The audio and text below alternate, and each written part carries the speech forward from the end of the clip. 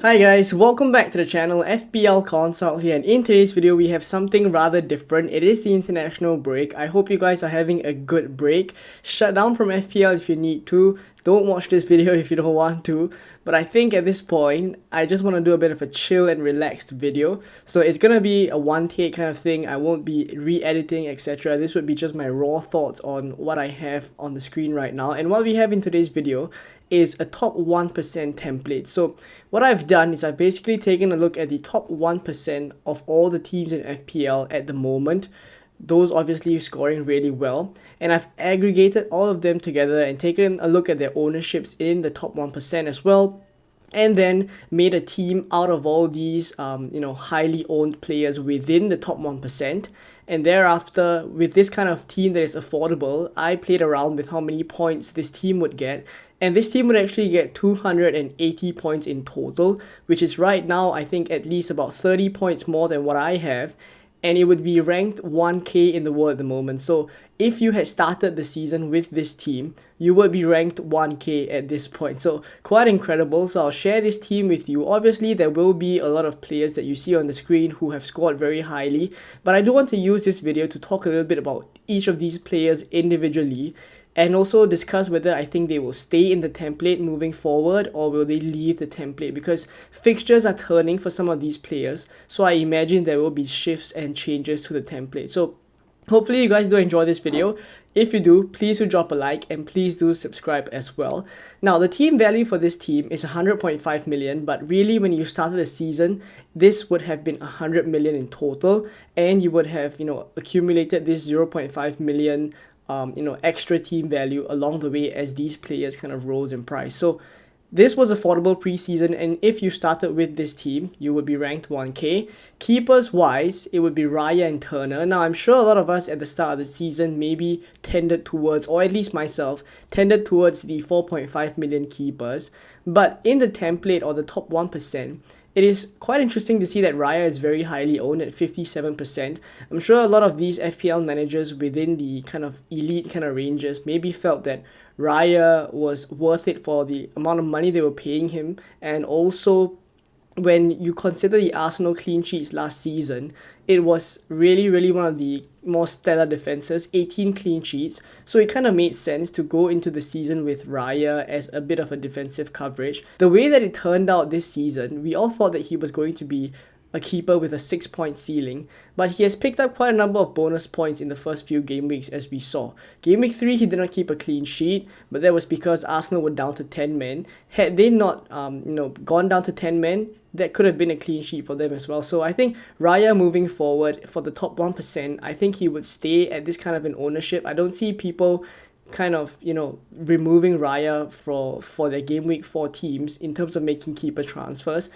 Sure, the Arsenal fixtures moving forward for Game Week 4 and Game Week 5 are not easy, Spurs and Manchester City, but I don't think the top 1% would be making keeper transfers at this point. I'm sure there are other areas they would like to improve. So I think he stays at this kind of an ownership and rating as well. And then we have Turner, just a bench fodder keeper here, 26%, so he's quite highly owned. For those of you looking for keepers as well, I don't think I'll be going for a highly owned keeper as a bench fodder like Turner. I do think like he would drop in price the moment people start to wildcard, and Game Week 4 is already a wildcard window. So I think if I was going for a 4.0 million keeper at this point, Fabianski right now looks a really good option because Areola is out with a back injury. So Fabianski is likely to get a couple of starts in the next few game weeks, and therefore I think I would go for Fabianski if I was looking for a 4.0 million. Now in defense, there's Porro, Trent, Saliba, Robinson, and Harwood Bellis. Now Porro, Trent, Saliba, and Robinson are all very highly owned within the top 1%. Harwood Bellis there is only at 2% because I've chucked him in there to make the team value affordable. So for Porro, you've seen that in the first few game weeks he did quite well. Scored a goal in Game Week 1. Game Week 2, he kept a clean sheet against Everton. So I think when we look overall at how many points he's contributing, it kind of makes sense that he is one of the players in this top 1% template. But also I consider the fixtures that Tottenham have moving forward, they're not ideal. So I think this would drop slightly. But for my own team, interestingly, I have a rotation planned. So I'm probably going to bench him in Game Week 4, but start him in Game Week 5. when he has Brentford at home. Now, the thing is, I think with Porro, if you do keep him for the long term, I also don't think it's the worst thing in the world because he does have that very high attacking potential in him. And even against Newcastle in game week 3, I did feel he was a bit unlucky not to come away with at least an assist points there. So Porro at 54% could calm down a little bit, but I don't foresee him being someone that leaves the template completely.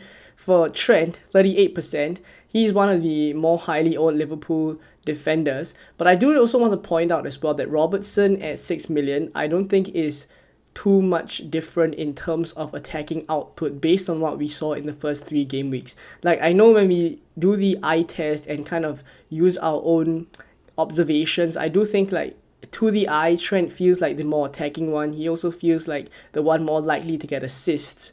But when I look at the numbers, truly, I think that the difference between both of them is not that great. So if you're in a position where you want to downgrade Trent, for example, to Robertson on a wild card, I don't mind it at all. I think that works fine to save you an extra 1 million. And you also get to cover the Liverpool fixture. So I don't mind that. But Trent, obviously, at what he offers going into the season, I'm sure a lot of people went for him. He's already kept 3 clean sheets. The only thing is that he's come off quite often, around the 70 to 75 minute mark for Conor Bradley. I think that could be a trend moving forward. My own thoughts is that I think it kind of hinders his attacking output because in the last kind of few 10-20 minutes of the games is when majority of goals are scored. Taking a look at sample size last season as well, that kind of last quarter is when majority of the goals in games are scored. So taking him off then is not ideal. It locks in a clean sheet, which is good, but I would hope that he gets more minutes overall and is able to choke up more assist points. Now, for Saliba, 37%, also one of the more highly owned players within the top 1% template, it kind of makes sense that the top 1% has double Arsenal defense going into the season, given their defensive record last season that we spoke about with Raya. But I think it's interesting that Saliba is at 37% and Gabriel is only at 16%. I haven't put him in here, but when I was making the data for this video, 16% effective ownership in the top 1% for Gabriel was quite low, and I think he is the one that we feel has more attacking threat. But I think maybe the top 1% have a different idea as to they'd rather go for Saliba with more secure minutes, which could be useful in the long term if, for example, Champions League comes around and somehow Gabriel misses out a couple of Premier League games to rest him. So I foresee that could be the reason why Saliba is more highly owned at 3.37%. Now for Robinson here, Robinson's at 30% ownership. What I think is interesting is that, despite him having the kind of Manchester United fixture in game week 1, his ownership was also quite high going into the season, and it relatively kind of increased over the last 2 game weeks, and now he is very highly owned within the top 1%. Picked up a couple of returns in terms of assist points, did not really keep a clean sheet in any of the games so far, but with how attacking he is, I do hope, he is in my team as well, I do hope that if he pulls off a clean sheet and gets an attacking return, pretty much 3 bonus points there for him. So Robinson has looked really good in an attacking sense, and I also do understand why he would have his place here in the top 1%. I also do think, like, moving forward, Fulham's fixtures are still pretty good, especially when I compare among the other 4.5 million defenders that we have. He is the one that's the most attacking, so I do think he will stay in the template. But there are other good 4.5 options coming up, so maybe he gets swapped out soon. For now, he stays in.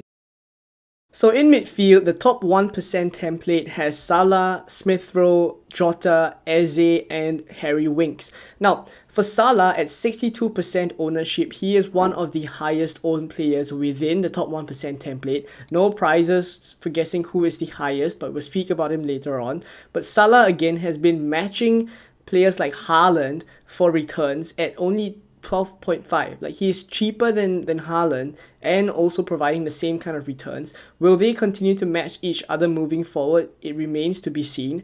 But for that cost saving, I think it kind of, justifies how some players have gone, some FPL managers have gone without Haaland and just decided to go for Salah and take the extra 2.5 million cost saving. So I think when we look at it on the whole, Salah has been very capable of getting FPL points himself.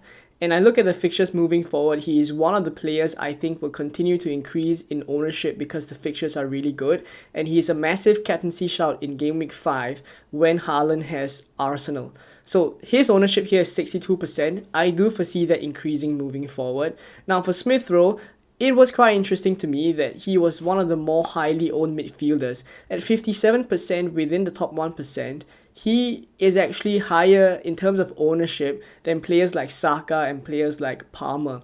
So he comes off to me as someone that the top 1% have identified as a good enabler because he's only 5.5 million. He enables the team to be expensive elsewhere but has good value within himself as well. Has the boat kind of left to buy Smith Rowe?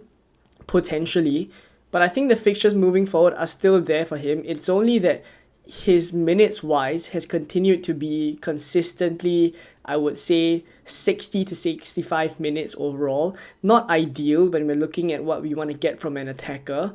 And I look at the Fulham fixtures moving forward, it's decent, but I do hope like Smith Rowe gets the full minutes to really, come away with attacking returns there. So let's see what happens moving forward. If he continues to kind of blank and also gets taken off around the 60th minute every other game, I do foresee him dropping in ownership. There are other players at the 5.5 million bracket, especially for game week 4 now, that are quite attractive. Players like Minte at 5.5 is a very big shout for an enabler within wildcard drafts as well.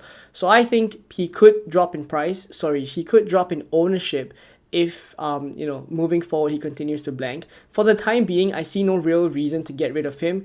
There are, I'm sure, other players that you want to bring into your team, and there are other issues as well. He doesn't seem to me like an issue.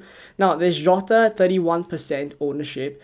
Now, he blanked in game week 3 when Luis Diaz got 2 goals. Previous to that, he got 1 assist in game week 2. Before that, he got a goal in game week 1. So if you kind of negate the game week 3 performance by Luis Diaz, you would think that for the time being, Jota still feels like a very good asset to have. Now, the reality of the fact is that in game week 4, it will be after the international break, and he would have gone away with Portugal to play many of the international games. So I do foresee that given Darwin Núñez has started to get more and more minutes, and also that he is suspended for international games with Uruguay, that he would be fresh and ready to start game week 4. So again, not scaremongering. It's just something I have at the back of my mind that could it be Jota, maybe he does not start the Nottingham Forest game. Darwin Núñez gets a run out to see how he kind of fits into the team if he starts. I think that's a possibility. I do hope that's not the case, but we'll see. And at 31% ownership, he's a player I foresee dropping because there are, again, very good assets to have, namely Eze here, who's only at 11%, and I foresee him increasing in ownership because Eze is 0.5 cheaper than Jota. He's on penalties, and his fixture in game week 4 is Leicester. And Crystal Palace are starting to look a little bit better as we go along. They've signed a couple of good players as well, and I do think like Eze has been good for the numbers that he's showing. He pulled it off in game week 3, rewarding the patient owners, and I think moving forward, he will increase in ownership as well. Now for Winks, again, just a bench fodder. I've dropped him in here to kind of fit the team value as well. So what is interesting is, I would say, for kind of added information, Saka and Palmer are somewhere between Jota and Smith Rowe in terms of ownership. They're about 35 to 36% for both of them. But again, it's hard to afford every one of these players, especially those premiums like Saka and Palmer, and still have someone like Salah and up front Haaland, and then at the back there's Trent, Saliba, all these kind of expensive players. So that's why this template draft here has omitted those kind of mid-price premium midfielders. But I do think they're good assets to have as well. It's just that when you look at the top 1% template, this is kind of the team that we have in terms of fitting within the 100 million budget. Now, let's take a look at the forwards. So up front, it's Haaland, João Pedro, and Chris Wood. Now, for Haaland, he's at 91% ownership. It's no surprise he is so highly owned because I think many people within the top 1% captain him for both his hat-tricks in Game Week 2 and Game Week 3. Now, overall, I do think it could have been the case that the Salah and Haaland draft starting the season was the way to go. A lot of the debate pre-season was whether to go with a one premium draft or to go with both Salah and Haaland and then fit the other players around, kind of the 7 million assets here that we have like Jota and Eze, a couple of enablers like Smith Rowe and wings, and we're good to go. Budget forwards up front. So I think a lot of the discussion has kind of come down to now in game week 4, where we see it is possible to have both Salah and Haaland within the draft and also accumulate a good number of points. I think the main reason why some people maybe avoided that was the lack of good enablers that were clear-cut, players we could count on. So now in game week 4, especially for those on a wild card, if you are considering both Salah and Haaland, the enablers have shown themselves. Smith Rowe is one of them, Minte is a good one as well, Rogers quite highly owned, Onana is a player that some people are considering from Aston Villa. I do think like these kind of cheap players have come out as good options, and now it really is the case that Salah and Haaland drafts could be the way moving forward. But it also is possible that later down the line, a single premium is the best way to go forward again, potentially when, Salah has a bad run or when Haaland has a bad run. So I think really at this point, it's still about jumping on and off the assets at the right times. And this game week 4 feels to me like a good time to have both of them as well. So for those of you who started the season with both of them, I'm sure you are racking in the points right now, and I see no reason why you would offload them. Potentially in game week 5, you could consider selling Haaland, but if you already have Salah in your draft, I see no reason why you would sell Haaland, especially when there's no other good kind of forward options you would want to go for. Even Ollie Watkins doesn't look as good. So I do think moving forward, Haaland will continue to rise in ownership. Salah, same for him as well, especially when people start to wildcard and go for both of them. Now, there's João Pedro here at 34%. He's one of the more highly owned assets, even more in terms of ownership than Isak, who's at 32%, so that's why he's out of this draft. And when I look at João Pedro's returns over the first 3 game weeks, he has surprised me quite a bit. In game week 2, he returned against United. In game week 3, he returned against Arsenal. And now is the time when we actually expected his kind of good run to come, which is Ipswich. So he's been returning all this while against tough opposition. Now in game week 4, when I start him, hopefully he continues that. And I do foresee as well people starting to jump on Brighton assets, so his ownership is also likely going to rise. Now, for Chris Wood, he is a player I think will start to leave the template. Now, at 16% ownership, I was very surprised as well at how good he started the season with 1 goal in game week 1. But when I looked at the kind of data, he actually did not perform very well in that game. That was the only shot that he took in game week 1. Game week 2, he blanked. People started to kind of think whether maybe they should remove Chris Wood. But when you look at the game week 3 game, it was really good. So people held on to him, started him in game week 3, and then he returned. Potentially could have gotten 2 goals as well if the second goal was not disallowed. So now we're in a position where Chris Wood has Liverpool in game week 4. I do foresee that this is time to get rid of Chris Wood. Some people do not have João Pedro, so it's kind of a straightforward move then to go from Chris Wood to João Pedro. It just makes so much sense and frees up money as well. Potentially to upgrade Saka to Salah, for example, for some people. So I do foresee Chris Wood being someone that's going to drop in ownership quite a bit moving forward. But if not, when I look at this draft overall, I think it was a draft that we could have actually started the season with. Each of these players here had good reason to be in our teams from game week 1. But if we could have predicted the future, we would not be playing FPL right now. Right? So I think moving forward is more about what we can learn from these players. Can we also identify players not within this list that are potentially going to enter this template because they're going to score quite a number of points? I think these are where we can find the edges as well. But if not, hopefully you guys enjoyed this video. It was a very casual chat as well. I hope I did not ramble on too much. If you guys enjoyed this video, please do drop a like. Please do subscribe as well. And continue to have a good international break. I hope you guys enjoy it, and I will catch you guys for more Game Week 4 content coming very soon. Bye-bye.